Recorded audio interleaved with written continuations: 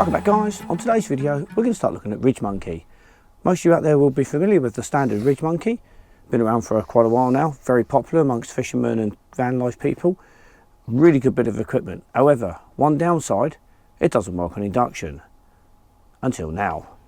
We now have the induction version of the RidgeMonkey. Let's open the box so we can compare the two.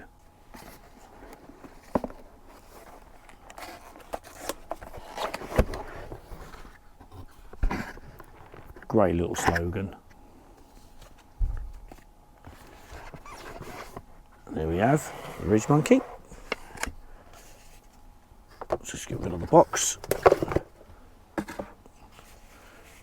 To look at them from the outside, they look pretty much identical. The only difference I can see from the outer bag is that the zip on this side, on the induction version, goes down a little bit further than the one on the non-induction. Just hold that up so you can see. Make it a little bit easier to get it in and out of the bag. They look pretty much identical other than that. Right, let's take them out of the bag so you can see the differences.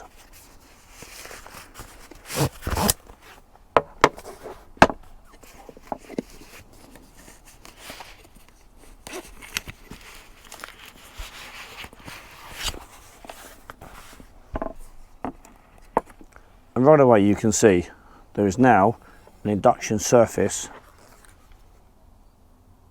on the RidgeMonkey compared to the standard, which is on the normal version. The good thing is this version can be still used on gas as well as on electric and obviously induction. We'll turn them around. Inside we've still got all the tools. This time, rather than being in plastic though, they're now in paper, a bit more eco-friendly. Let's take the, you also see there is also a different lining on the inside. It is still non-stick, but it's definitely a different inner. Right, let's put this to one side and have a look at the tools. In the non-induction version, you've got your two handles on the top here. And I believe underneath, you also have your three kind of spatulas, as it were. Let me just take some of the place so you can see it. Four, so you've got all your tools to use. Little ladle, standard spoon, flage, and then the one that looks like a fork. Alright, so that's that. And then in the non-induction version, you've got the two handles again, and then the same tools on the other side. I've put the handles on both units now, and what I will say is when you look at this one, you can hear that a little bit of sort of side play movement, almost non-existent on this new version. It seems to be a lot more of a refined and more solid finish, so there isn't that movement that exists, which is really interesting because, you know, the last thing you want to do is move around while you're trying to use it. You can really feel the difference. It does weigh a little bit more, but that will be because of the plates obviously for the induction use. And of course, with the RidgeMonkey now being induction, we can use it in the van, because those of you who have been here a while will know that we're a completely gasless setup. We always cook everything on electric. All that's left to do now is run a side-by-side test. We'll get the little camp stove out, set it up, set that cooking on the gas, and then this one going on the electric, and see how they perform. Of course, one of the big advantages of induction is the fact that you don't need to worry about the wind blowing the gas out, which means the induction should be far more efficient, but time will tell. Okay guys, now we're going to cook up some stuff. We've got on the right hand side here the gas, and on the left hand side we've got the induction. We're literally going to do two things. Firstly, we're going to do an omelette, and then secondly, we're going to cook up everybody's favourite, a burger.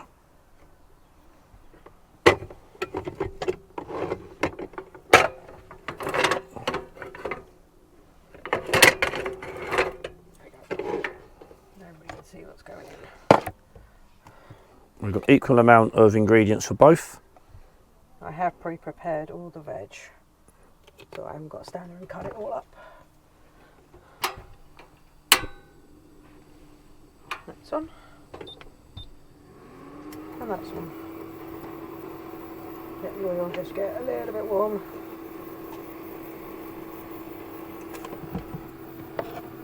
Got a nice mixture of peppers, mushrooms. Oh, guys, there we've got some onion in there as well. Yep. All be nice.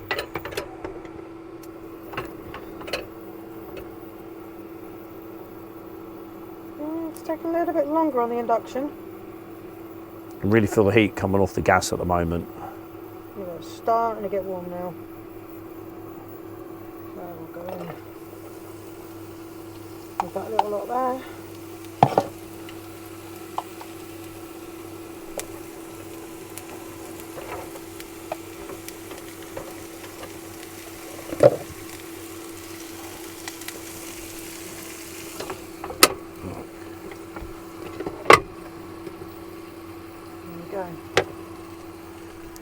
So time wise, okay.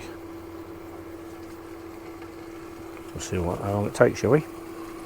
We'll get this browning off. Whilst that's browning, I've got a omelette kind of mix with a couple of eggs, a bit of milk, a bit of cheese that we're going to put over it all. 2 separate jugs just to make sure one's not getting more than the other one. Just throwing egg everywhere. Sorry. Didn't think I got you. See, that one's starting to smoke. I think we'll turn that one down a bit because he's always getting a bit hot, that one.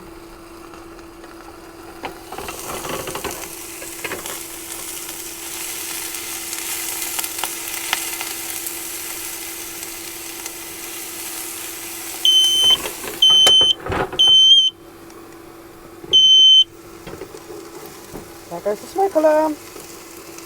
Well, don't get that with gas. Sorry, you only get that with gas, not with electric. That works. I've just turned down the gas one because obviously that's going a little bit hard. I'll put that in my pocket so it doesn't go off again. Whew.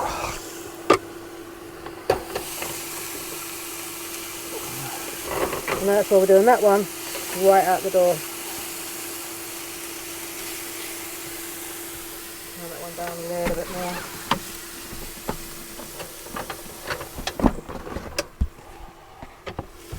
The induction's still doing well.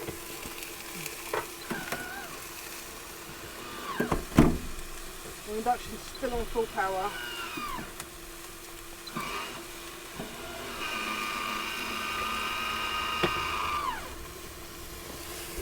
There we go. Just turn the max air on just to bring a bit of air in to blow it out the door. There we go, that's cooking nicely. Just allowing it all to soften up before we put the eggs on. Didn't put the Sea salt. salt on. Well, actually, not sea salt. The Yeah, it's Himalayan. Himalayan salt. Far better for you than sea salt. Yeah.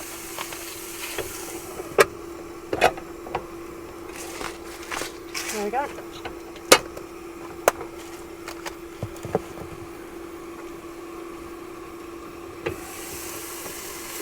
There we go, you can see the induction now is getting really hot, nice and toasty. See how this one's getting on. I turned it right and it's come apart. Of course it has. It's because I'm using it.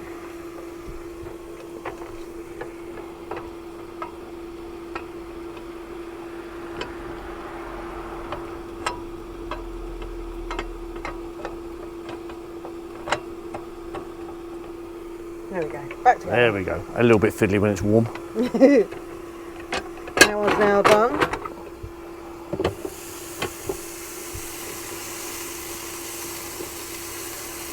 That one needs a minute or so more. So what I'm going to do is I'm going to put the eggs in the gas one.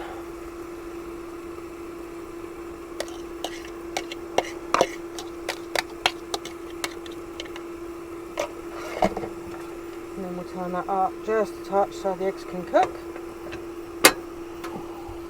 It's up to about half power, that is.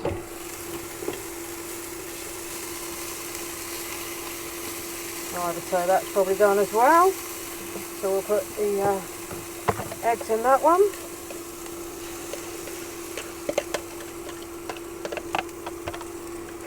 Again, that was just 2 eggs, so it'll be an omelette each. One nice thing about using it on the induction is, unlike with the gas, you've got your your legs that kind of stick out to make sure it kind of balances. You've got a completely flat surface with the induction, so it doesn't start sort of moving all over the show. So it's actually more stable sitting on the induction. Just grab a tissue out quick. The induction has dripped some water around about there. Just where the veg was sweating off.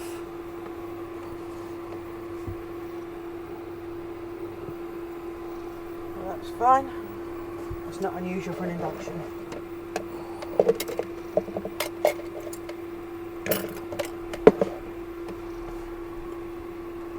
See how the standard RidgeMonkey's doing now.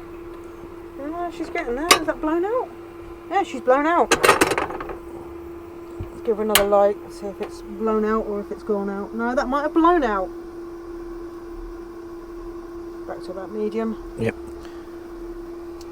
Well, there we go. That's a reason for using induction. The induction's kind of caught up now because it didn't blow out. We'll put a little sprinkling of cheese on top of that. Now she's almost cooked. And keep an eye on that gas now and make sure it doesn't blow out again.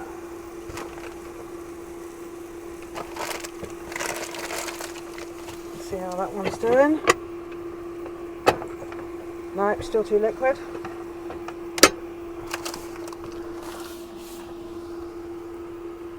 Induction might overtake. It definitely demonstrates the benefits. As I pointed out previously, the wind can blow the gas out, therefore affects your ability to cook, whereas no such problem with induction.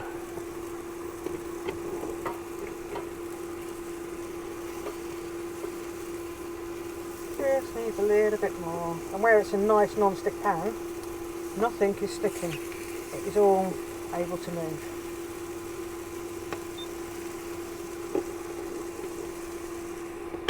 You've just done what I think you've done. Yeah, you decided to turn yourself off. There we go. I think you might have pressed the button, but I did. I pressed the button by mistake. See how she's doing. She's getting there. She's catching up.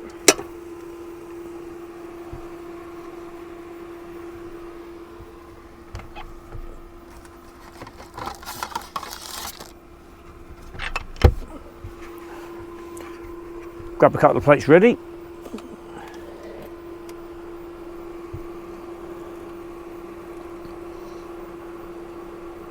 Say that's the melted cheese on there. That definitely is done, and I've just thrown some on the side. That'll go in the bin. That one's done, so we'll turn that off. Just need a plate to put it on now. There your plate of it. we can actually separate them and slide it on if you want. That's right. We'll go that way.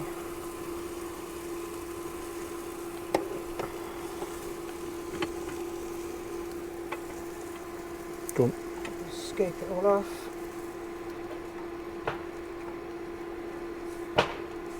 There we go. And then you end up with no residue. Done. That's that one done. See how we're doing with this one. Ooh, and she's done. There we go. You know, then extra cheese, so that one's not going to. I did. Did you? Yeah. Okay. And that took a grand total of 9 minutes to do both of them.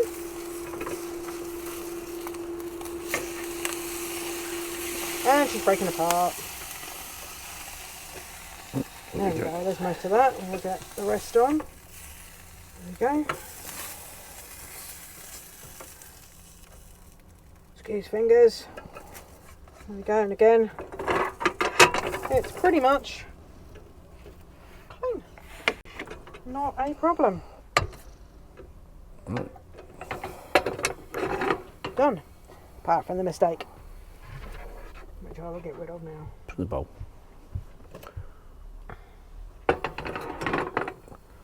So there we go then, guys. About 9 minutes for both, there or thereabouts. Admittedly, the induction did catch back up because the gas did blow out, but that's the chance you take by using gas. But all in all, the performance is good. We're going to eat these, then we're going to come back for the burgers.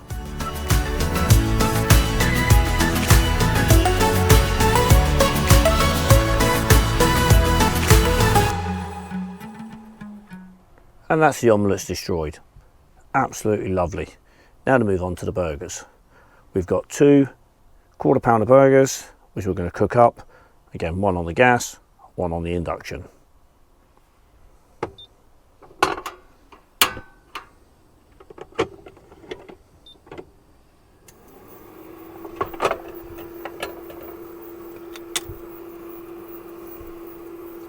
Just a touch of oil. Doesn't really need it, but it's olive oil. It gives it a little bit of flavour as well. I'll put a sprinkling of salt on in a minute. That sizzles straight away. That gets hotter quicker. Okay. You can really feel the heat coming off of the gas, to be fair. Admittedly, it is fully on. Yeah, Probably doesn't need to be fully on because it'll burn the bottom of the burger. Yeah. Just clean my hands off as I've been touching raw meat. I'll get rid of that because it's got raw meat on it, so I can clean that up in a bit. Done.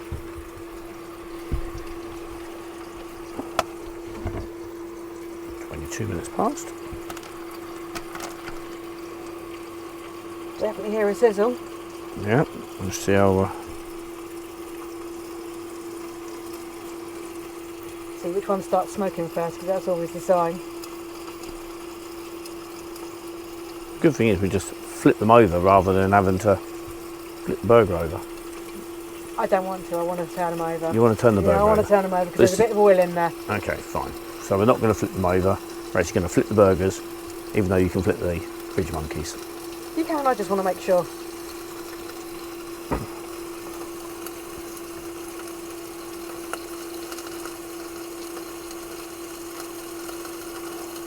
She's starting to smoke. Yep. There we go. All right. Turn that down just a touch. Ooh, there we go. These are quite chunky burgers, so... Nearly got spat on.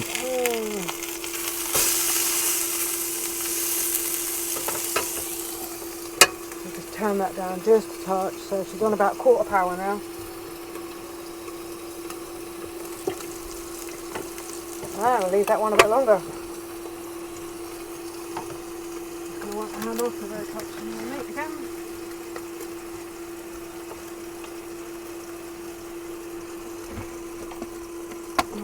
Cross-contaminants of meat. So far, it suggests that you can cook quicker on the gas, but it did set the smoke alarm off earlier and it did blow out. So, pros and cons.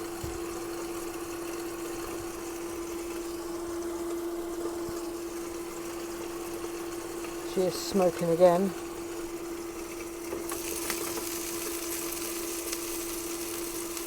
What I'm going to do, I'm going to turn that right down because otherwise we're going to char the outside and not cook it through. Well, that looks like she's blown out again. She did. There we go. Down low now. This one definitely sounds a little better. Definitely spitting well. That's looking alright. Again, wipe my hands off because I've been touching raw meat. It does seem that the induction is actually doing a better job of cooking at a more stable level rather than kind of just chucking loads of heat at the outside of the meat. It's actually enabling it to cook it more thoroughly through. So it might actually work out better doing it on induction.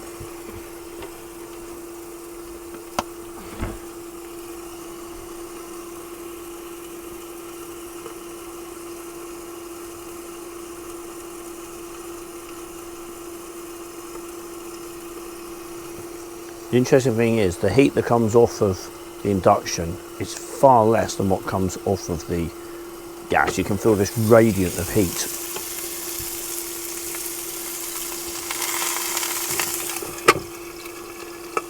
That was clever. Decided to try and move the fat back over onto the burger. You know what, I think I'm going to turn that down just a touch, because she started smoking just then. So I'm going to put it down to 2/3, about half power.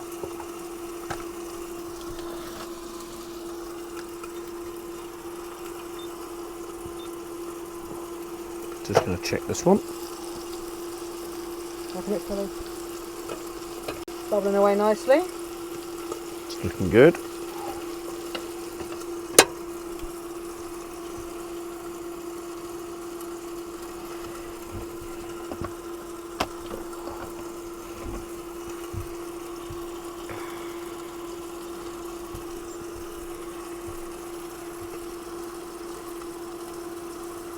For those of you who are interested in going and picking yourself up one of the induction hobs, I will leave a link to the RidgeMonkey's website, which will then take you to any of the local dealers that sell them and share the availability. I think you can actually even buy them directly from RidgeMonkey on their website. We'll leave a link in the description to our Vango induction hob that we use. Yeah, so if you want to go and pick one of those up, this has been brilliant. It really has. We've used it loads, absolutely loads. You can get some others like IKEA, do a couple of bits and pieces like that, but this is really, really good. The only thing I will say about induction hobs that's a bit of a problem is they will insist on putting most of the controls on the top. That's the only criticism I probably have, and you can sometimes catch them, as Nick did earlier, and turn them off by just running your fingers over the induction buttons, as it were. But other than that, absolutely brilliant. The good thing is you can just store it in the cupboard out of the way.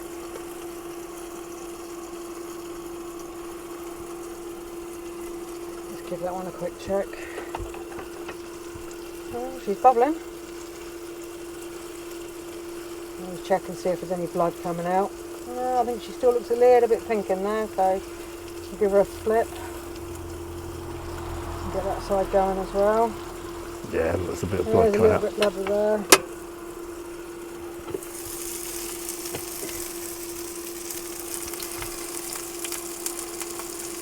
There's a little bit there, so I'll give that one a flip. Oh, that's nice. This should be the last time I need to turn them, to be fair.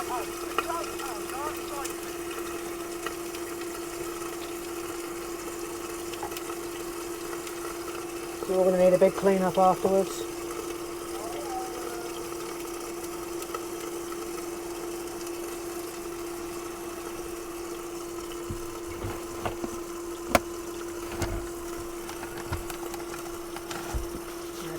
Face in my hands, stupidly. Oh, clean again. I'm going to turn that one up a touch. I don't want to leave him plodding. I'll turn him up just a touch. We might end up being the same. Even though this is on like 3/4 power. Better grab in the middle. Still a little bit of blood in there. Don't like my meat rare, I like it cooked.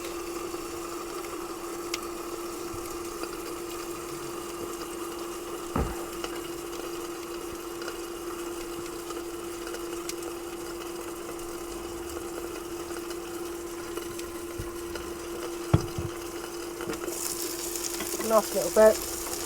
And we'll put sprinkling of salt on, and we'll put the cheese on so it can melt in. So we cast over the plate with the cheese on it, that'll be fantastic. And I forgot to put the cheese on Matt's omelette, so he's getting 2 on this one. Close that one up. And there we go. And I'm getting 1. Because I had the cheese on the other one. We'll turn that down a bit because the cheese is going to melt pretty quick.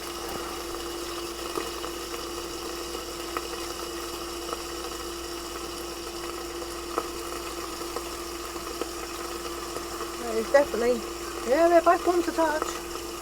Well, I hope so. Yep.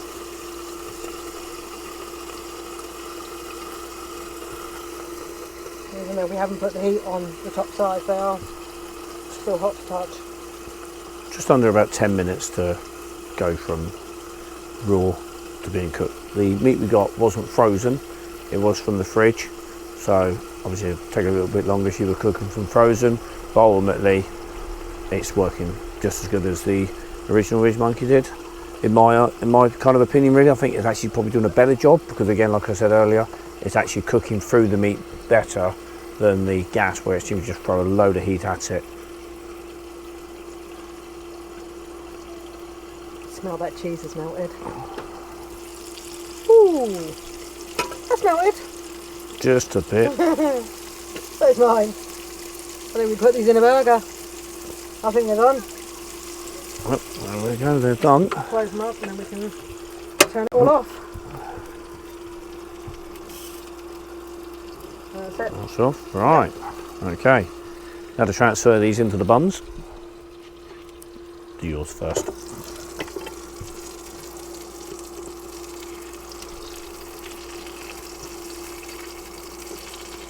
Slippery little suckers. There we go.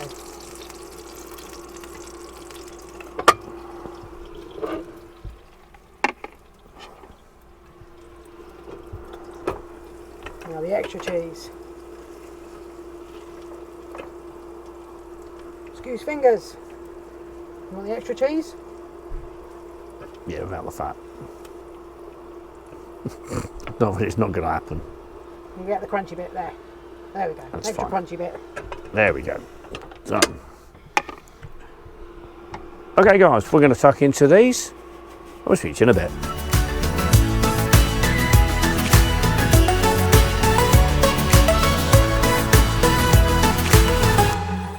And there we go guys, that is the new Induction Sandwich Maker XL from RidgeMonkey. All in all, a really good bit of kit. And definitely for those of you out there that have switched over to induction, it really does open up RidgeMonkey once more. If you do have any ideas of recipes, etc. you think should be cooked in there, please do leave them in the comments. Also, if you have any questions, pop them there too. Don't forget to hit the like button, the subscribe button, and notification bell to when the next video goes live. See you in the next video.